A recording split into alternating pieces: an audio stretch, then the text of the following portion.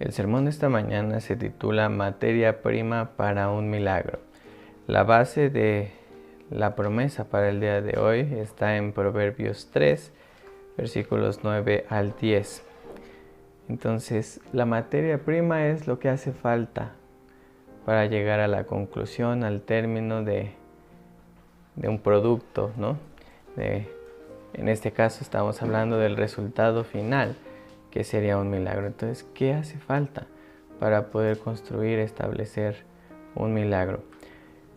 Entonces, primero hay que entender que todo milagro viene de Dios. Entonces, Dios es el rey de los detalles. Le encantan las cosas pequeñas, le encantan cumplir hasta la más mínima porción de las palabras que Él ha dicho, las ha de cumplir. Entonces, por eso Dios es el rey de los detalles. Esto lo podemos ver en Mateo 25, 23. Al ser Él de este carácter tan meticuloso, lógicamente le da una amplia importancia a lo que van a ser las cosas pequeñas. Y lo va a dejar en claro en este versículo, Mateo 25, 23, cuando dice, su Señor le dijo, bien siervo bueno y fiel, sobre poco has sido fiel, sobre mucho te pondré, entra en el gozo de tu Señor. Aquí nos está reflejando unas verdades del carácter mismo de Dios, en el que, si bien le dice primero de que en lo poco has sido fiel, sobre mucho te va a poner. A Dios le encanta que tú le puedas demostrar tu amor con lo que tú tienes, con lo que tú puedes hacer, con lo que tú eres. Nunca va a ser un Dios inalcanzable, porque lo que a Él le importa es el detalle que hay en tu corazón. Pero también nos refleja que al tú demostrar ese amor y esa fidelidad en las cosas más simples, a Él le encanta recompensarte con mucho más de lo que tú siquiera sembraste o soñaste. Entonces, por eso es que le encanta que seas partícipe del gozo de Él. Y con eso se refiere a ser copartícipe de su mesa y de toda bendición que pueda Él tener a su disposición, que son ilimitadas. Entonces, ¿cuáles serían las condiciones para que exista un milagro? Hay una historia en la que nos vamos a concentrar para ilustrar este caso específico. Lo pueden encontrar en 1 de Reyes 17, 8 al 24. Básicamente es la historia de Elías y la viuda de Sarepta. Es una historia muy interesante porque la región en la que está contextualizada estaba en crisis. No había lluvia, había una sequía tremenda, un hambre increíble, mucha gente padeciendo, sufriendo, muriendo. Eran condiciones bastante adversas para todos. Y entonces esta mujer, que era viuda y solo tenía un pequeño, le quedaba muy poco para poder ella comer, básicamente lo suficiente para la última comida. Y entonces ella sale a recolectar un poco de leña para preparar este último pan y después pues básicamente morir de hambre por la situación. Recordemos que en ese contexto ser viuda era todavía más difícil sostenerse, más difícil simplemente pasar el día a día. No había muchas oportunidades para esas mujeres y más aún con hijos. Entonces, si a la condición adversa que estaban padeciendo las personas en general le sumamos las condiciones específicas de esta mujer, pues era todavía más complicado. Pero entonces ella sale en busca de estos leños para preparar su última comida y se encuentra con Elías. Elías le pide de beber. También se da cuenta que ella va a preparar este alimento y le pide que le dé también a él. Ella le explica la gravedad de la situación, que en realidad no tiene ni dinero, ni más recursos para poderse seguir manteniendo, es todo lo que hay. Y después pues la consecuencia natural de la muerte, del desastre.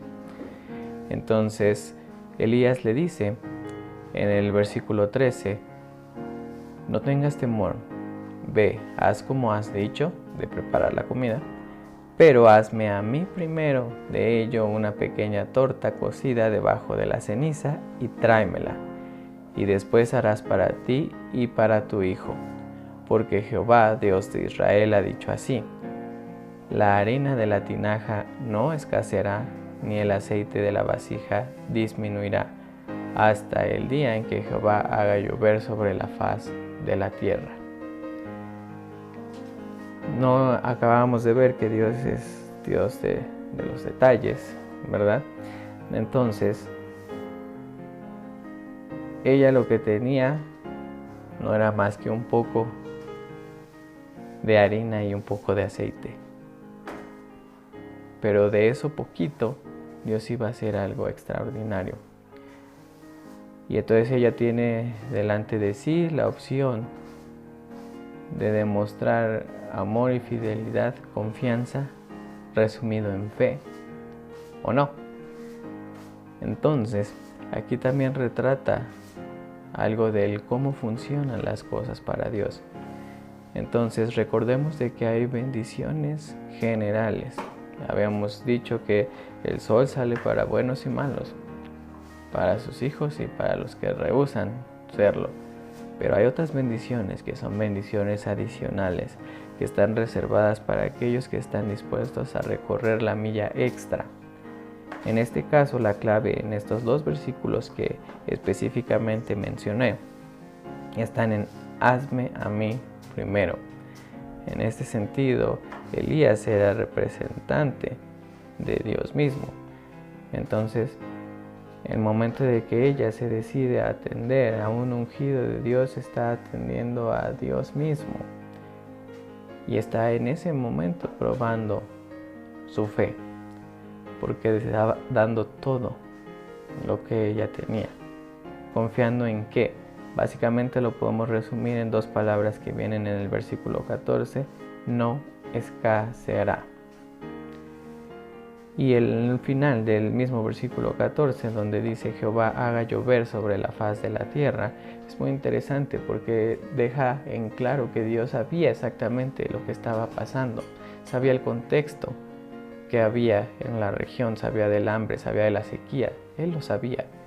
Eso quiere decir que ninguna crisis está fuera del control de Dios, aún mismo de su plan. Nada está fuera de Él, y no es que sea indiferente ante las cosas que nosotros experimentamos aquí, sino está ahí. Lo está demostrando con esta viuda. Él sabe lo que está pasando, sabe lo difícil que está haciendo, lo mucho que pueden estar sufriendo esas personas, pero Él ofrece ese no escaseará. Como un corte informativo, así como diría en nuestra computadora, la base de datos de virus ha sido actualizada. ¿En qué sentido con este corte informativo? Ya ustedes han visto en los sermones anteriores sobre hackeando el sistema cómo opera el enemigo. Y el punto de todo eso es que ustedes puedan defenderse de ese enemigo, cuya intención es, al ustedes ser cristianos, no puede arrebatarlos en la mano de Dios, pero puede hacer que se alejen, que se enfríen, que se fastidien, que bajen las manos y se rindan, dejen de luchar. Y entonces Él pueda asestar golpes más contundentes. Pero entonces, ahorita con la crisis que nosotros estamos experimentando, a la cual Dios no es ajeno, porque así como Él sabía perfectamente lo que esa viuda estaba viviendo, sabe lo que tú y yo estamos viviendo hoy con esta crisis, que tanto afecta a nivel general como en las características particulares de cada uno va afectando. Pero Él sabe y conoce todo eso. Entonces, en esta parte, lo que va a tratar de utilizar el enemigo es hacerte creer y titubear con decirte Dios no es bueno. Si fuera bueno, no dejaría que este virus estuviera pasando, no dejaría que tanta gente hubiera muerto, y más aún, no dejaría que se pierdan miles y miles de trabajos, que miles y miles de personas estén muriendo de hambre y de otras cosas derivadas de lo mismo. Pero ante eso se te puede ofrecer estas dos vacunas, porque esas palabras son del enemigo, no son de Dios. No es como Dios opera, no es como Dios piensa, no es como Dios siente. Dios jamás se va a alegrar de que tú estés sufriendo. Al contrario, va a estar siempre dispuesto a ofrecer una solución, un bálsamo, una cura. Entonces, en Romanos 5:8 puedes encontrar tu primera medicina y vacuna ante esta arma de Dios no es bueno. Pero Dios demuestra su amor para con nosotros en que siendo aún pecadores, Cristo murió por nosotros. Puede sonar fuerte, pero es la verdad y es tan claro como los pecadores somos nosotros, no Dios. No quiere decir que lo que estamos viviendo sea juicio, eso es aparte. Y si el corazón de alguien lo acusa, que el Espíritu en él lo haga tomar conciencia y hacer algo al respecto. Pero no va por ahí. Se refiere a que Dios, el ser sin mancha, el ser sin pecado, murió por nosotros. Que nosotros sí somos malos. Que nosotros sí somos pecadores. Que nosotros por lo mismo nuestra consecuencia sí sería la muerte. Pero aun cuando dentro de nosotros no habría nada ni nadie que valiera la pena, Él murió. Yo les preguntaría a ustedes, ¿quién ha muerto por alguien que dicen amar? Nadie. Significa que nadie llega a tal nivel de bondad, de amor, de dar la vida por esa otra persona. Y pueden decir, tal vez es que no ha sido el contexto, no ha habido la oportunidad o la necesidad. Eso no importa. ¿Cómo amas en el día a día? Como padre, ¿levantas la voz a tus hijos de manera injusta? ¿De verdad tratas con amor a tu esposa, a tu esposo? Es en las cosas pequeñas donde se demuestra lo que es real. Entonces Dios es bueno porque nos ama siempre, aún a sabiendas de cómo somos. ¿Tú amas al que te hace mal? Nosotros le hacemos mal a Dios y aún así Él murió mucho antes de que tú y yo naciéramos. Aparte de esta, te ofrezco otra vacuna, Mateo 7:11. Pero si ustedes, siendo malos, saben dar cosas buenas a sus hijos, cuánto más su Padre que está en los cielos dará cosas buenas a los que le piden. Ahí dejan claro que un malo puede hacer cosas buenas si se lo propone. El problema es ese, que nuestro pecado no deja ver más allá y nos ciega y no quiere que hagamos lo que es bueno. Ese es el propósito del pecado a final de cuentas. Pero de que somos capaces, somos capaces. Y si aún siendo malos, como dice aquí, podemos lograr eso, cuánto más aquel que no tiene pecado, aquel que es pura bondad, pura gracia, pura misericordia, puro amor. Pero algo muy importante aquí, dice, dará cosas buenas a los que le piden. ¿Tienes necesidad? Pídese. No porque Él no sepa que no estás aconteciendo con estas cosas, sino porque Él quiere que tú tengas la confianza de acercarte a Él, la fe de ir con Él, sabiendo que Él puede hacer algo por tu circunstancia, no porque Él no lo sepa y no porque Él no esté haciendo ya algo al respecto, sino porque quiere ver el detalle en tu corazón, que puedas ir con Él como tu Dios de verdad. Entonces, volviendo a los ingredientes para un milagro, ¿cuál es tu parte? ¿Qué es lo que tú aportas en esta receta para llegar a ese producto final de un milagro? Bueno, en Juan 6, 8 y 9 tenemos uno de sus discípulos, Andrés, el hermano de Simón Pedro, le dijo, aquí hay un muchacho que tiene 5 panes de cebada y 2 pescaditos. ¿Pero qué es esto para tantos? Estamos hablando del milagro de la alimentación masiva que Dios hizo. Y previo a estos versículos, Dios está probando a sus discípulos y le pregunta a uno de ellos, ¿cómo le vamos a dar de comer a todos estos? Y el discípulo le contesta, ni con el salario de 6 meses alcanzaría para darles un poquito a todos. Y es que es justamente lo que Dios estaba buscando. ¿Dónde está su fe? En tiempos de crisis es aún más importante esa pregunta, ¿dónde está tu fe? ¿En el pariente viejito con pensión? Que suenan mucho esas palabras ahora, ¿no? o de aquel que tiene su guardadito y todo el mundo lo trata bonito ahorita, o de tu trabajo, si aún lo conservas. ¿Dónde está tu fe? En el gel antibacterial incluso, ¿no? En lo que puedan hacer los que aún siguen siendo fan de alguna figura pública. ¿En dónde está tu fe? Entonces me encanta porque aquí dice, aquí hay un muchacho que tiene 5 panes de cebada y 2 pescaditos, pero ¿qué es esto para tantos? Probablemente ese chiquillo estaba por ahí, estaba con la oreja bien parada para estar escuchando lo que Dios hacía y decía.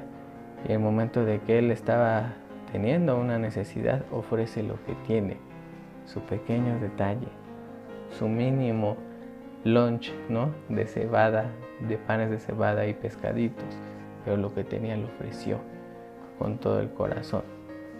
Y aún cuando el discípulo que convivía 24/7 con Jesús llegó a minimizar ese esfuerzo, ¿qué era esto para tantos? Y pues ¿cuál es la respuesta que hace Jesús? Multiplicarlo hasta que sobreabundó, todo mundo se sació e incluso se juntaron cestas de la sobreabundancia que había. Entonces, ya deberíamos de estar pudiendo dibujar perfectamente en nuestra mente qué es lo que nosotros aportamos en un milagro, cuál es el ingrediente, lo único que hace falta. Lo podemos resumir en: siembra tu fe, cosecha gracia. Tienes que creer, eso es lo único que tú aportas en un milagro. Porque un milagro, las condiciones son en las que el hombre no puede hacer absolutamente nada. Por eso es un milagro, porque es algo que solo Dios podía hacer. Entonces lo que te toca a ti es creer. Y si crees, cosechas gracia, porque Dios, como vimos desde el principio en los primeros versículos, como en lo poco has sido fiel, en lo mucho te pondré, es que a Dios le encanta hacer eso. Si tú estás dispuesto a creer en Él, te va a dar de gracia. ¿A qué me refiero? Te va a dar mucho más de lo que tú pudiste sembrar. Te va a dar mucho más. Siempre. Porque Él quiere que entres en el gozo de tu Señor. Y Él no es un rey pobre. No es un rey modesto. Es un rey que te va a dar a manos llenas, que te va a saciar. Nunca te va a dejar con algo pendiente. Entonces, llegando en concreto a la promesa del día de hoy en Proverbios 3, 9, 10. Honra al Señor con tus riquezas y con las primicias de todos tus frutos. Así tus graneros estarán llenos con abundancia y tus lagares rebosarán de vino nuevo. Proverbios 3, 9, 10. Es importante entender que en tiempos de crisis lo primero que llega a infectar el corazón es el egoísmo. Cada quien quiere llevar para su pozo y sálvese quien pueda y rásquense con sus uñas. Pero es en tiempos de crisis donde el amor debe imperar, donde se debe entender lo que se está pasando y el carácter de Dios debe florecer más aún. Entonces Dios quiere que ofrendes lo que tú tienes. Nunca le pidió al niño: ¿sabes qué? Regrésate a tu casa y pídele a tu mamá por lo menos que llegue a 10 panes y 10 pescados. No, tú siempre puedes ofrendarle algo a Dios de lo que tú tienes. Sí, ciertamente puedes ofrendar dinero, pero más que el dinero, las ofrendas que le importan a Dios son las del corazón, tu actitud, tu servicio, tu pensamiento. ¿En qué inviertes tus minutos? ¿En pensar que qué miserables somos y que eres gracia la que estamos pasando todos? ¿Que qué injusta es la situación? ¿Le estás dando rienda suelta a esos pensamientos? ¿Te angustias porque no sabes cómo va a acabar? Si Dios de verdad es tu Dios, sabes cómo va a acabar. Entonces, siembra tu fe y cosecha tu gracia. ¿Tienes ahorita un pan? Compártelo. ¿Por qué? Porque sabes que Dios te va a proveer. Pero acuérdate que lo más importante es la actitud de tu corazón y que siempre lo consideres a Él primero. Y si tú haces eso, sabiendo todas estas verdades, como que Él es consciente de tu situación y que está haciendo algo al respecto, no será difícil darle a Él primero, pues con eso aspiras a ver la mano de Dios de una manera especial. Si te concentras en conservar lo poco que tienes, pues con eso te vas a quedar. Pero si quieres que Dios y su mano poderosa sea la que te provea, entonces siembra tu fe, cosecha gracia.